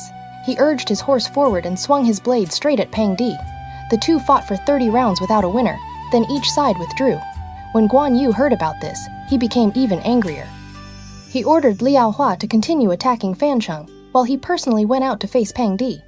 Before the two armies, Guan Yu shouted, "Guan Yunchang is here! Pang Di, come quickly and receive your death!" Pang Di also rode forward and cried, "I have come by command of the King of Wei specifically to take your head. I have even brought the coffin. If you fear death, get down from your horse and surrender." Guan Yu cursed him. A mere brute dares speak such arrogant words. The two immediately fought. After more than 100 rounds, there was still no winner. The Wei troops feared Pang Di might be in danger and sounded the signal to withdraw. Guan Ping also feared that his father, being advanced in age, might suffer some accident, so he ordered the signal sounded as well. Both sides withdrew. After returning to camp, Pang Di sighed and said, "In the past, I only heard people say Guan Yu was a hero. After today's battle, I see his reputation is truly deserved." Hearing this, Yu Jin advised him to avoid Guan Yu's sharpness for the moment. Pang Di angrily replied, "The King of Wei made you the main commander. How can you be so weak? Tomorrow, I will fight Guan Yu to decide life and death." Yu Jin had nothing to say and returned to his own camp. After Guan Yu returned to camp, he also said to Guan Ping, "Pang Di's blade technique is skilled. He can indeed be counted as a worthy opponent." Guan Ping advised him, "Father, even if you kill him, he is only a minor soldier from the western Changlands. But if anything happens to you, how could we answer to my uncle's trust?" Guan Yu said, "If I do not kill this man, I cannot ease the hatred in my heart." The next day, Guan Yu put on his armor, mounted his horse, and personally rode out. Pang Di also organized his troops and came to meet him. The two fought for more than 50 rounds. Suddenly, Pang Di dragged his blade and fled. Guan Yu chased closely. Guan Ping worried there might be a trick and followed behind. Guan Yu cursed, "Pang Di, you traitor, are you trying to use the dragging blade trick? Do you think I fear you?" But Pang Di was not truly using the dragging blade trick. Instead, he secretly hung his blade on the saddle, took out his carved bow, and shot an arrow. Guan Ping saw it and shouted, "Traitor general, do not shoot a hidden arrow." Guan Yu heard the warning and looked up, but the arrow had already arrived. He could not dodge in time, and it struck his left arm. Guan Ping hurriedly rescued his father and brought him back to camp. Seeing that his arrow had struck Guan Yu, Pang Di was about to pursue and attack. Suddenly, loud gongs sounded from his own camp, so he had no choice but to withdraw. It turned out that Yu Jin had seen Pang Di shoot Guan Yu and feared he would take all the credit alone, so he deliberately sounded the withdrawal signal. After Pang Di returned to camp, he asked why the troops had been called back. Yu Jin said, "The King of Wei gave orders that Guan Yu has both wisdom and courage. Even though he was struck by an arrow, he may be pretending to be wounded as a trick. That is why I withdrew first." Pang Di regretted it bitterly and said, "If you had not called me back, I would already have killed him." After Guan Yu returned to camp, the arrowhead was pulled out. Fortunately, the wound was not deep, and medicine was applied. Gritting his teeth, he said, "I swear I will repay the hatred of this arrow." The generals advised him to rest and recover first. The next day, Pang Di came again to challenge him. Guan Yu wanted to go out and fight, but the generals stopped him. Pang Di challenged them for more than 10 days in a row, but the Shu army did not respond. Pang Di then said to Yu Jin, "Guan Yu's arrow wound has worsened, and he can no longer fight. We should seize this chance, lead the 7 armies into the Shu camp, and lift the siege of Fancheng."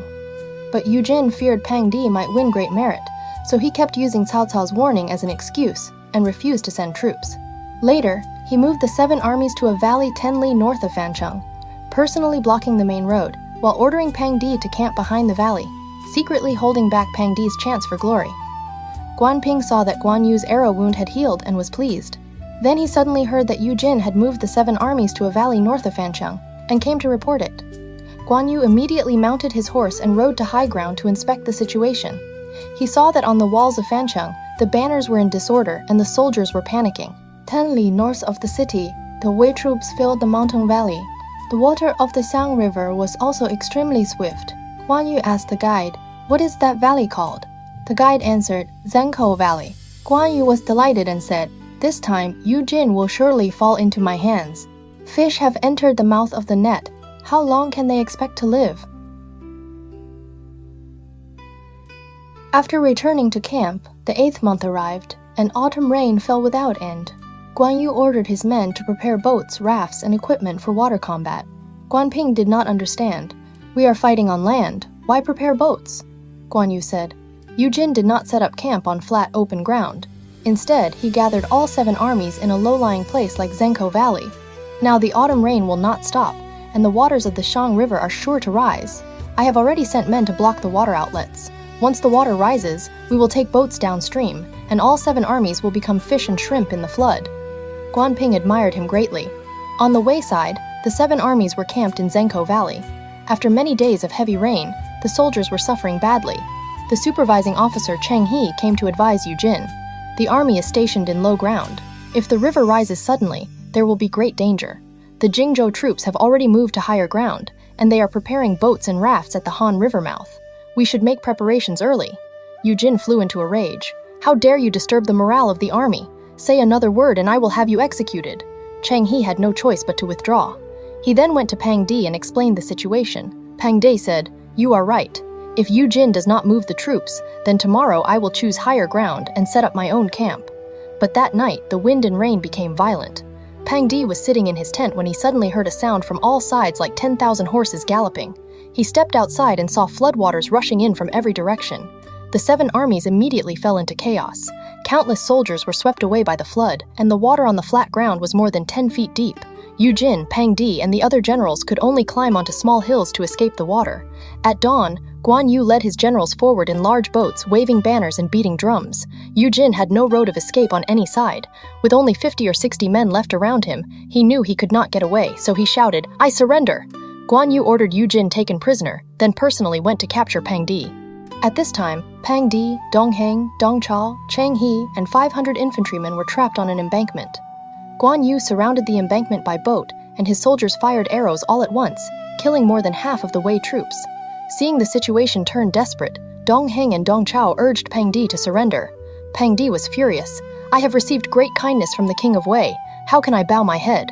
With that, he personally killed Dong Heng and Dong Chao, then shouted sternly, "Anyone else who speaks of surrender will end up like them." Stirred by his anger, the others had no choice but to fight to the death.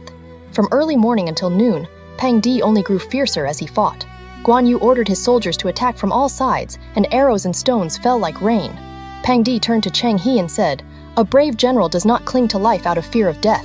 A strong man does not destroy his honor just to survive. Today is the day my life ends, and you should fight to the death as well." Cheng He rushed forward, but Guan Yu shot him with an arrow and knocked him into the water.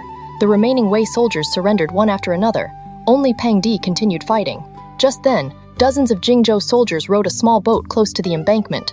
Pang Di raised his blade, leaped onto the boat, and killed more than 10 men. The others abandoned the boat and jumped into the water to escape.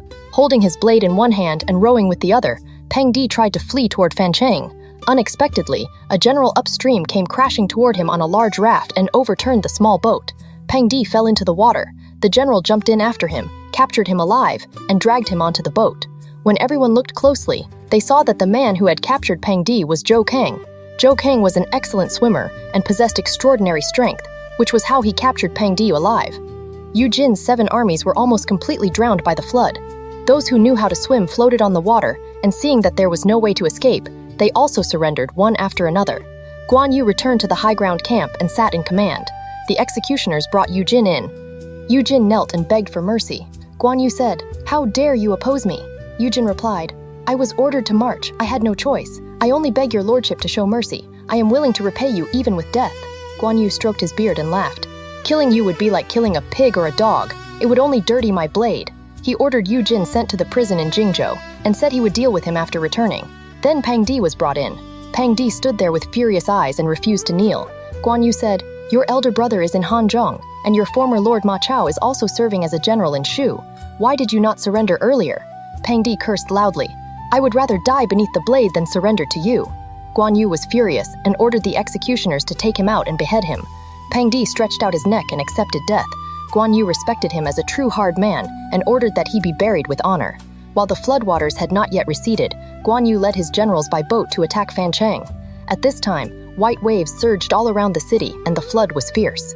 The walls gradually began to collapse under the water.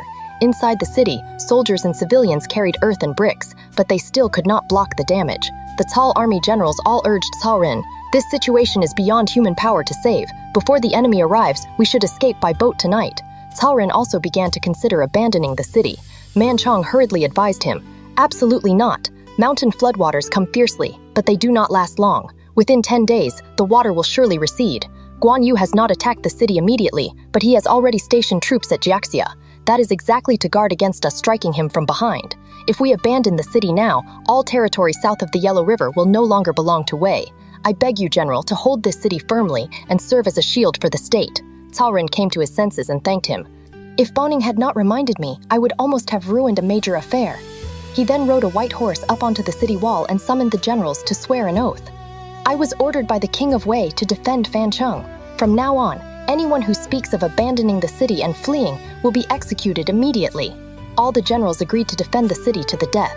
Cao Ren placed strong bows and powerful crossbows on the walls. The soldiers guarded day and night, while the people carried earth and stones to reinforce the walls. Within 10 days, the floodwaters indeed began to recede. After Guan Yu flooded the 7 armies, captured Yu Jin, and executed Peng Di, his fame shook the world, and heroes everywhere were stunned. Before long, his younger son Guan Xing came to the camp to visit him. Guan Yu ordered Guan Xing to take documents listing the achievements of the generals back to Chengdu and request rewards for them from the king of Hanzhong. After that, Guan Yu divided his forces into 2 routes. One force advanced directly toward Jiaxia, while Guan Yu himself surrounded Fancheng on all sides. One day, Guan Yu personally arrived at the northern gate of Fancheng. He reined in his horse, raised his whip, pointed at the city wall, and cursed, "You rats! Why have you not surrendered yet? What are you waiting for?" From the tower, Cao Ren saw that Guan Yu wore only chest armor beneath his green robe. He immediately ordered 500 archers and crossbowmen to fire together. Guan Yu quickly turned his horse around, but he could not dodge in time. An arrow struck his right arm, and he fell from his horse at once. When Cao Ren saw Guan Yu struck by an arrow and fall from his horse, he immediately led troops out of the city to attack. Fortunately, Guan Ping fought with all his strength and drove back the Cao army, rescuing Guan Yu and bringing him back to camp. After the others pulled out the arrowhead, they discovered that the arrow had been coated with poison. The poison had already reached the bone, and Guan Yu's entire right arm was swollen and bruised, almost unable to move. Guan Ping discussed the matter with the other generals and said, "If your lordship's right arm cannot be saved, how will you face the enemy in battle in the future? It would be better to withdraw temporarily to Jingzhou and recover." The others entered the tent together to persuade him. When Guan Yu heard this, he flew into a rage. "Fancheng is about to fall. Once Fancheng is taken, I can march straight ahead, seize Dadu, destroy the Fa traitor, and restore the Han. How can I let a small arrow wound delay such a great cause? You are shaking the morale of the army." The generals had no choice but to withdraw. Guan Yu refused to retreat, but the wound would not heal for a long time. The others had no choice but to search everywhere for a famous doctor. One day, a small boat suddenly arrived from Jiangdong. On the boat was a man wearing a square headscarf and a wide robe, with a blue cloth medicine bag tied around his arm. He said he was from Chao Commandery in the state of Pei, surname Hua, name Tuo, courtesy name Yuan Hua. Hua Tuo said, "I heard that General Guan was struck by a poisoned arrow, so I have come to treat him." Guan Ping remembered that Hua Tuo had once treated Zhou Tai's wounds. He was overjoyed and quickly invited him into the tent. At that time, Guan Yu was suffering from pain in his arm. Fearing that it might affect the morale of the army, he was playing chess with Ma Liang to distract himself. After Hua Tuo entered the tent, he asked to examine the wounded arm. Guan Yu loosened his sleeve and stretched out his right arm. After looking at it, Hua Tuo said, "This is poison from aconite. The poison has already entered the bone. If it is not treated quickly, this arm will be ruined." Guan Yu asked how it should be treated. Hua Tuo said, "We must find a quiet place, set up a post with iron rings, bind your lordship's arm firmly, and cover your head. Then I will use a sharp knife to cut open the flesh, scrape the poison from the bone, apply medicine, and stitch the wound. Only then will there be no danger. I only fear that your lordship may not be able to endure the pain." Guan Yu laughed loudly and said, "I see death as nothing. Why would I fear pain? What need is there for posts and iron rings?" He immediately ordered wine to be served. Guan Yu drank wine while continuing to play chess with Ma Liang, simply extending his arm for Hua Tuo to operate. Hua Tuo used a sharp blade to cut open the flesh all the way to the bone. The bone had already turned green, so he scraped the bone with the knife, and the sound could be clearly heard. Everyone inside and outside the tent turned pale at the sight and could hardly bear to look. But Guan Yu continued drinking wine, eating meat, talking, laughing, and playing chess as if nothing hurt at all. Before long, blood filled the basin. Hua Tuo scraped away all the poison, applied medicine, and stitched the wound. Guan Yu stood up and laughed. "This arm bends and stretches as before, and it does not hurt at all." "Sir, you are truly a divine doctor." Hua Tuo sighed and said, "In all my life as a physician, I have never seen a man like this. Your lordship is truly godlike." Guan Yu held a banquet to thank Hua Tuo and also offered him 100 taels of gold. Hua Tuo refused and said, "I came because I heard of your lordship's great righteousness. I did not come for money." He left only one prescription behind and instructed Guan Yu not to become angry or overwork himself for 100 days. Then he took his leave and departed. News that Guan Yu had flooded the 7 armies, captured Yu Jin, and executed Pang Di reached Du. Cao Cao was greatly alarmed and summoned his civil and military officials to discuss the matter. Guan Yu has both wisdom and courage. Now he holds Jingshang as well, like a tiger given wings. Yu Jin has been captured, Pang Di has been killed, and the morale of the Wei army has been shaken. If he marches directly towards Zudu, how can we resist him? I am thinking of moving the capital to avoid his strength," Sima Yi advised. "That must not be done. Yu Jin and the others were defeated by floodwater, not truly defeated in battle. The damage to the state is not fundamental. Now San Quan and Liu Bei have already fallen out, and Guan Yu's fame shakes the world. San Quan must be uneasy in his heart. My king can send someone to Eastern Wu and explain the danger and opportunity, persuading San Quan to secretly raise troops and hold Guan Yu in check. After the matter succeeds, promise to grant Sun Quan territory south of the river. Then the danger at Fancheng will naturally be solved." Jiang Ji also agreed, saying there was no need to move the capital and disturb the people. Cao Cao accepted the advice and decided to send an envoy to Eastern Wu, while also choosing another great general to resist Guan Yu. One commander below the steps stepped forward and said, "I am willing to go." Cao Cao looked and saw that it was Xu Huang. He was delighted and gave him 50,000 elite troops, appointing Xu Huang as main commander and Lu Jian as deputy. They were to first station themselves at Yangling Slope and wait for Eastern Wu to respond. Sun Quan was very pleased after receiving Cao Cao the letter and immediately wrote a reply. Then he summoned his ministers to discuss the matter. Zhang Zhao said, "Guan Yu has captured Yu Jin and executed Pang Di. His power now shakes all of China, and even Cao Cao wants to move the capital. Now that Cao Cao is asking us for help, once this matter passes, he may not keep his promise." Just as he was speaking, someone came to report, "Lu Meng has come by small boat from Lukou and says he has urgent military news." Sun Quan immediately summoned him. Lu Meng said, "Guan Yu is now leading his army to besiege Fancheng. This is exactly our chance to strike while he is away and seize Jingzhou." Sun Quan deliberately asked, "What if I march north to take Suzhou?" Lu Meng replied, "Suzhou can be taken, but that region depends mostly on land warfare, which is not favorable for our navy. Even if we take it, it will be difficult to hold for long. It would be better to take Jingzhou first, gain full control of the Yangtze River, and then plan the next step." Sun Quan smiled and said, "I was already thinking of taking Jingzhou. I only asked just now to test you. Plan this carefully for me." After Lu Meng returned to Lukou, his scouts reported that along the river, every 20 or 30 li there was a beacon tower, and the Jingzhou troops were organized, disciplined, and heavily guarded. Lu Meng was shocked. He thought to himself that he had strongly urged Sun Quan to take Jingzhou, yet now it would be difficult to act. So he pretended to be ill, stopped leaving camp, and sent someone back to report to Sun Quan. When Sun Quan heard that Lu Meng was sick, he was very displeased. Lu Xun advised, "Lu Ziming's illness is probably feigned, not real." Sun Quan then ordered Lu Xun to go and visit him. When Lu Xun arrived at Lukou, he saw that Lu Meng's complexion was normal. He said, "The Marquis of Wu has entrusted you with a heavy responsibility, yet you look deeply troubled. Why is that?" Lu Meng remained silent. Lu Xun then said, "I have a prescription that may cure your illness." Lu Meng dismissed those around them and asked him to continue. Lu Xun smiled and said, "Your illness comes from seeing Jingzhou so strictly guarded, with beacon towers stretching in a line along the river. That is why you are worried. I have a plan that can keep those beacon towers from being lit and make the Jingzhou troops surrender without resistance." Lu Meng was delighted and quickly asked for his advice. Lu Xun said, "Guan Yu trusts in his own heroism and believes himself unmatched under heaven. The only person he truly fears is you, General. You can use illness as an excuse to resign and let someone with little fame take over Lukou. Then write a letter using humble words to praise Guan Yu. Guan Yu is proud and will surely relax his defenses against Eastern Wu, moving the Jingzhou garrison to Fancheng. When that happens, Jingzhou will be empty. A surprise attack will certainly succeed." Lu Meng was overjoyed and immediately submitted a memorial claiming illness and resigning his post. Lu Xun returned to see Sun Quan and reported the plan in detail. San Quan summoned Liu Meng back to Jianye to recover, and then asked who should replace him at Lukou. Liu Meng said, "If you use someone too famous, Guan Yu will certainly become suspicious. It would be better to use Lu Sun. He has strategy in his heart, but his reputation is not yet great, so Guan Yu will not fear him. If he takes charge of Lukou, the plan will surely succeed."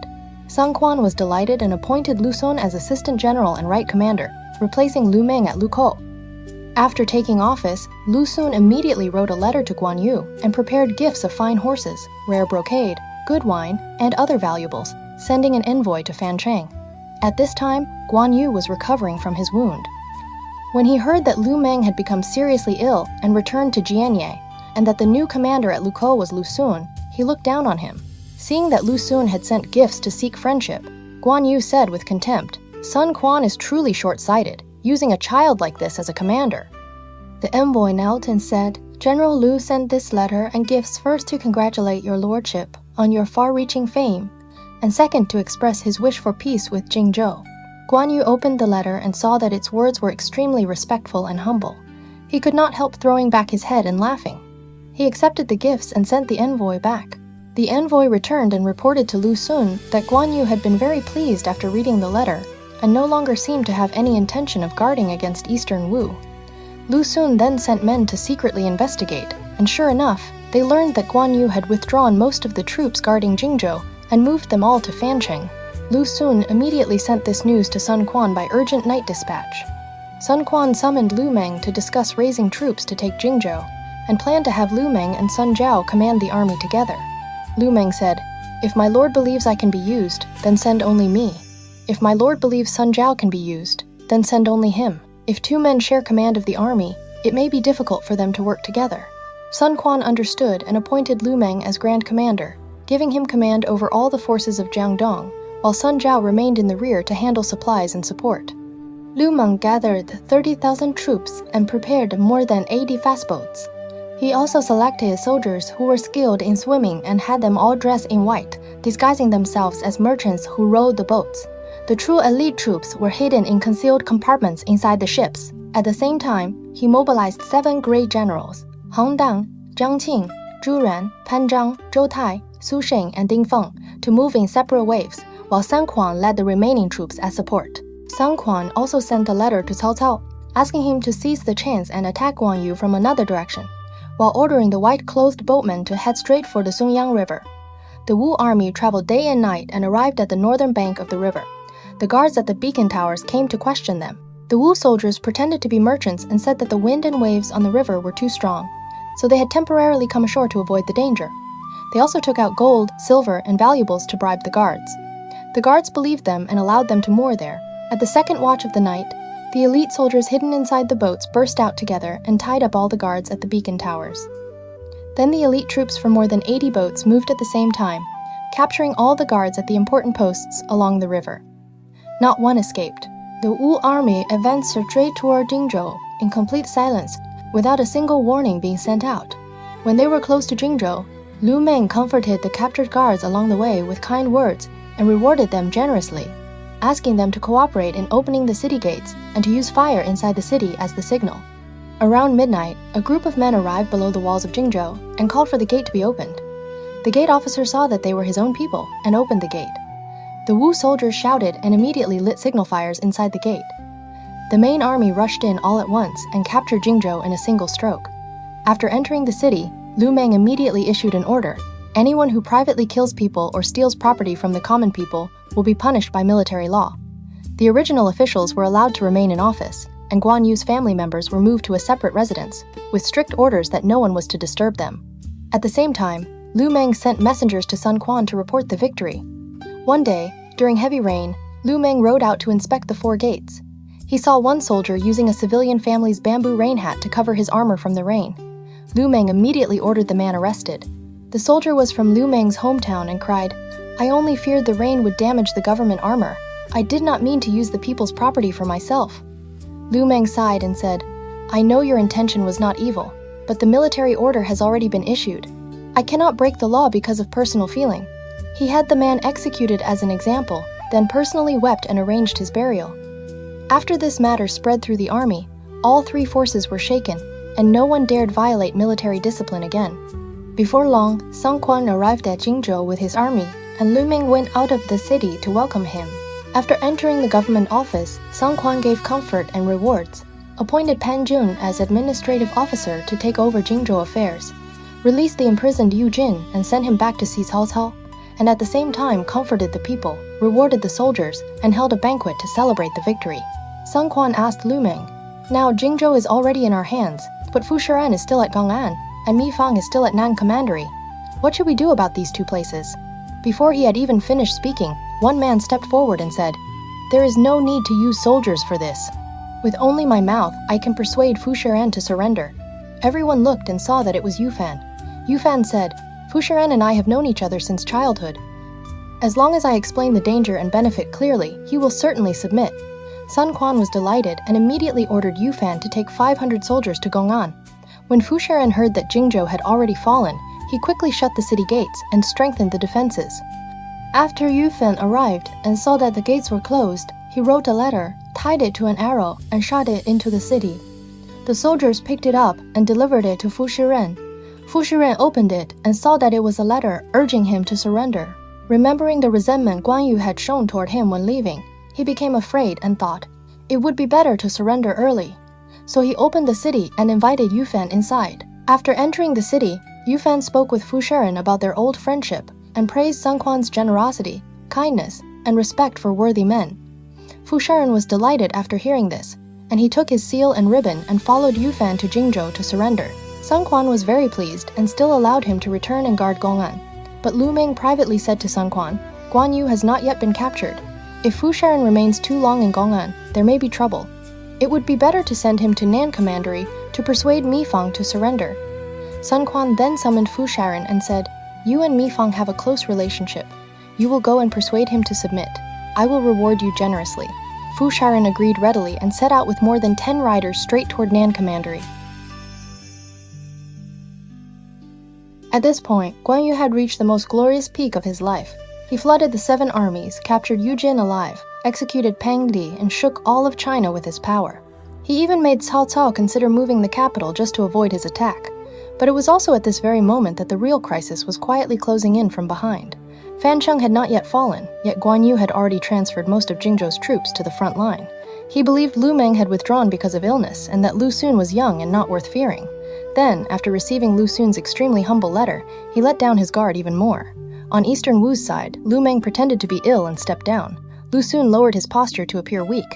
Sun Quan secretly mobilized troops, and the white-clothed soldiers crossed the river in silence. Without making a sound, they seized Jingzhou. Even worse, Fu Shiren had already surrendered, and next he was going to persuade Mi Fang to surrender as well. Once Jingzhou completely fell into Eastern Wu's hands, Guan Yu's army at the front would become an army without roots. So would Mi Fang also choose to surrender? Guan Yu was still at the front line before Fancheng. When would he finally learn that Jingzhou had already fallen? And this famous general, who had only just shaken the world, how would he face this enormous crisis now striking from behind? We'll continue the story in the next episode. If you enjoyed today's episode, feel free to give the show a like, subscribe, and share it with someone you think would enjoy it too. Thank you for spending this time with me. I will see you in the next episode.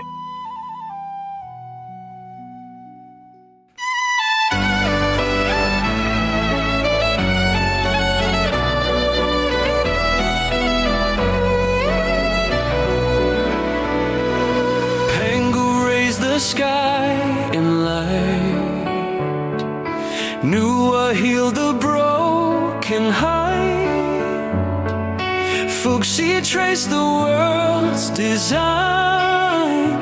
Every age leaves stories bright. Yaya dynasty shaped bronze. Shang dynasty cast